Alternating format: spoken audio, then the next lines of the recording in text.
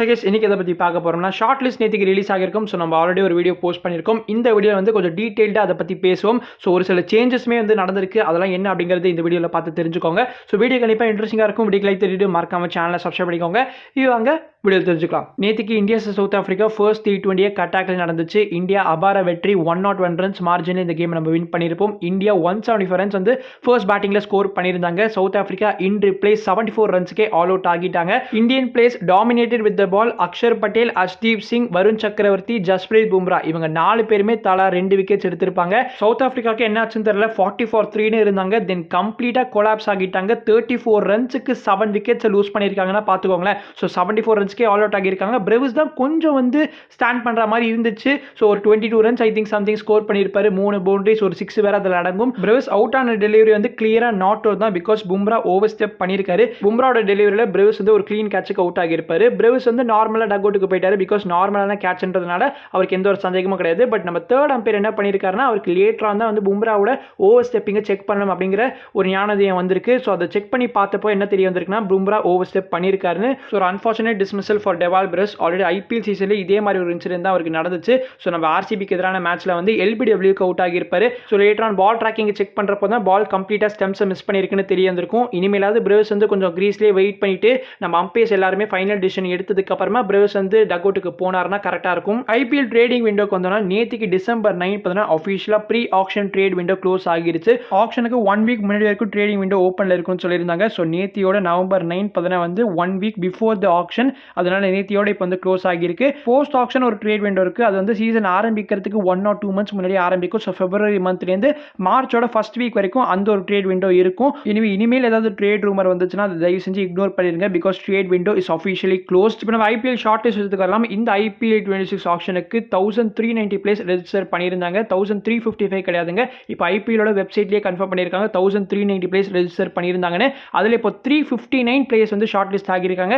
S, நியூவா ஒரு 9 place add பண்ணியிருக்காங்க. அதுக்கு நான் இன்னும் கொஞ்சம் நேரத்தில் வரேன். பட் அதுக்கு முன்னாடி இந்த ஒரு அஃபிஷியல் ஷார்ட் லிஸ்ட்ல எக்கச்சக்கமான பிக் நேம்ஸ் மிஸ் அவுட் ஆகியிருக்காங்க. பிகாஸ் ஆஃப் இன்எலிஜிபிலிட்டி ஆர்எல்ஸ் அந்த பிளேயர் ரெஜிஸ்டர் பண்ணாமல் போயிருக்கலாம். ஆர்எல்ஸ் அந்த பிளேயர் ரெஜிஸ்டர் பண்ணி ஷார்ட் லிஸ்ட் ஆகாமல் போயிருக்கலாம். ஸோ அந்த பிளேயர்லாம் யார் அப்படிங்கிறது நான் உங்களுக்கு சொல்லிடுறேன். இங்கிலாந்துலேருந்து எக்கச்சக்கமான பிளேஸ் வந்து மிஸ் அவுட் ஆக போறாங்க. Harry Brook, Moeen Ali, Mark Wood, Ben Stokes, Joe Root, Adil Rashid, Chris Woakes, David Willey, Jason Roy, Alex Hales, Jordan, Tymal Mills, Sam Billings, Reece Topley, Will Smith, Jack Raleigh and Tom Kohler, Cadmore. அதுக்கப்புறம் ஆஸ்திரேலியாவுக்கு வந்தோம்னா Maxwell, Zampa, Warner, Hardie, Carey, Lynn and Chris Green. South ஆப்பிரிக்காலேருந்து Faf du Plessis, Keshav Maharaj, Rassie van der Dussen, Rilee Rossouw, Ottneil Baartman and Tabraiz Shamsi. நியூசிலாந்துலேருந்து Mark Chapman, James நிஷம் and Ben Sears. அதுக்கப்புறம் West இண்டீஸ்லேருந்து Jayden Seales, Matthew Forde, Gudakesh Motie and Fabian Allen. அதுக்கப்புறம் பங்களாதேஷ்லேருந்து Shakib Al Hasan and Litton Das and ஜிம்பாப்வேலேருந்து Sikandar Raza and Muzarabani. இப்போ நான் சொன்ன எல்லா பிளேஸுமே இந்த ஐபிஎல் ஆக்ஷனை மிஸ் அவுட் பண்ண போறாங்க due to various other reasons. இதில் ஒரு சில சர்ப்ரைசிங்கான நேம்ஸ் மிஸ் அவுட் ஆகுதுன்னா அது கண்டிப்பாக ஆடம் ஜாம்பாவை சொல்லலாம். Regular commodity in IPL auction அவர் வந்து மிஸ் அவுட் ஆகிறாரு. 2 சர்ப்ரைசிங் நேம்ஸ்னா அது Aaron Hardie and Matthew Forde தான். கரண்டாக இவங்க 2 பேருமே வந்து அவங்களோட ரெஸ்பெக்டிவ் கண்ட்ரீஸ்க்காக வந்து ரொம்ப சூப்பராக வந்து T20 கிரிக்கெட்ல பெர்ஃபார்ம் பண்ணிட்டு வராங்க. ஸோ இந்த ஐபிஎல் ஆக்ஷன்ல அவங்களுக்கு ஒரு ஹெவி டிமாண்ட் வேற இருக்கிறதுனால கண்டிப்பாக ரெஜிஸ்டர் பண்ணுவாங்கன்னு எதிர்பார்த்தேன். மேபி அவங்களுக்கு வேற ஏதாவது பர்சனல் கமிட்மெண்ட்ஸ் இருந்திருக்கலாம். அதனால ரெஜிஸ்டர் பண்ணாமல் போயிருக்காங்க. ஆப்வியஸா Aaron Hardie and Matthew Forde மாதிரி பிளேயர்ஸ்லாம் ரெஜிஸ்டர் பண்ணியிருந்தாங்கன்னா அவங்க கண்டிப்பாக ஷார்ட் லிஸ்ட்குள்ள இருந்திருப்பாங்க. ஒரு சில அன்கேப்ட் இந்தியன்ஸுமே வந்து ஷார்ட் லிஸ்ட் ஆகல. ஷேக் ரஷீத் அண்ட் ஆண்ட்ரே சித்தார்த் நம்ம லாஸ்ட் சீசன் சிஎஸ்கே ஸ்குவாட்ல இருந்த இவங்க 2 பேருமே வந்து இப்போ ஷார்ட் லிஸ்ட் ஆகல. லாஸ்ட் இயர் கேகேஆரோட ஸ்குவாட்ல இருந்த விக்கெட் கீப்பர் பேட்டர் லுவ்னீத் சிசோடியாவுமே வந்து ஷார்ட் லிஸ்ட் ஆகல. ஐ திங்க் இவரை பத்தி ரீசெண்டா ஒரு வீடியோல பேசின மாதிரி எனக்கு ஒரு ஞாபகம் இருக்கு.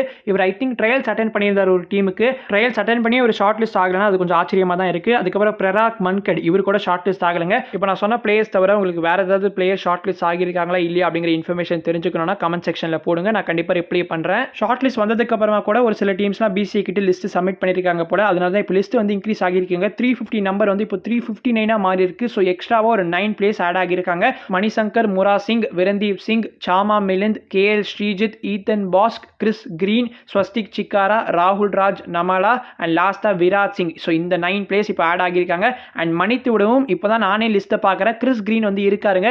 நான் கொஞ்ச நேரத்துக்கு முன்னாடி கிறிஸ் கிரீன் வந்து ஷார்ட் லிஸ்ட் ஆகலன்னு சொல்லியிருந்தேன் இல்லையா. So Chris Green short list ஆகியிருக்காரு. இப்போ லேட்டஸ்டா அப்டேட் ஆகியிருக்கிற லிஸ்ட்ல வந்து அவர் வந்து இருக்காருங்க. Manishankar, Murasingh, note this guys, செம எக்ஸைட்டிங்கான ஒரு பிளேயர். திரிபுராக்காக வந்து டொமஸ்டிக் கிரிக்கெட் ப்ளே பண்ணிட்டு வர்றாரு. மணிசங்கர், முரா சிங் அண்ட் விஜய் சங்கர் இவங்க 2 பேர் தான் திரிபுரா கிரிக்கெட் அசோசியேஷன்ல இருந்து ஃபீச்சர் ஆக போற 2 பிளேயர்ஸ். அண்ட் இந்த ஒரு ஷார்ட் லிஸ்ட்ல லிஸ்ட்டில் வெறும் ஒரே ஒரு அசோசியேட் நேஷன் கிரிக்கெட்டர் தான் இருக்காரு, விரன்தீப் சிங் ஃப்ரம் மலேசியா. அவருமே இப்போ ரீசெண்டாக அப்டேட்டட் லிஸ்ட்டில் தான் இருக்காரு. அவர் தவிர ஸ்காட்லாந்து, யூஎஸ்ஏ மாதிரி கண்ட்ரீஸ்லேருந்து எந்த ஒரு பிளேயருமே ஷார்ட் லிஸ்ட் ஆகிறது கொஞ்சம் வருத்தமாக தான் இருக்குது. பிகாஸ் அவங்க கிட்டேயுமே வந்து நல்ல பொட்டன்ஷியல், நல்ல குவாலிட்டியான பிளேயர்ஸ் இருக்காங்க. அன்கேப்டு ஆல்ரவுண்டர்ஸ் 5th செட்டில் Australian Big Bash League play பண்ணுற நிக்கில் சௌத்ரியை ஃபர்ஸ்ட்டாக ரிலீஸ் பண்ண லிஸ்ட்டில் இந்தியன் பிளேயர், லோக்கல் பிளேயராக வந்து மென்ஷன் பண்ணியிருந்தாங்க. அண்ட் இப்போ அதை கரெக்டாக ரெக்டிஃபை பண்ணி ஆஸ்திரேலியா அப்படின்னு வந்து போட்டிருக்காங்க. Then Indian capped players Karan Sharma and Vijay Shankar வந்து இந்த ஐபிஎல் ஆப்ஷனுக்கு அன்கேப் பிளேயர்ஸாக வந்து ரெஜிஸ்டர் பண்ணியிருக்காங்க. அது எப்படி இந்தியாவுக்காக ப்ளே பண்ண ஒரு பிளேயர் வந்து அன்கேப்டாக ரெஜிஸ்டர் பண்ண முடியும் தானே கேட்குறீங்க.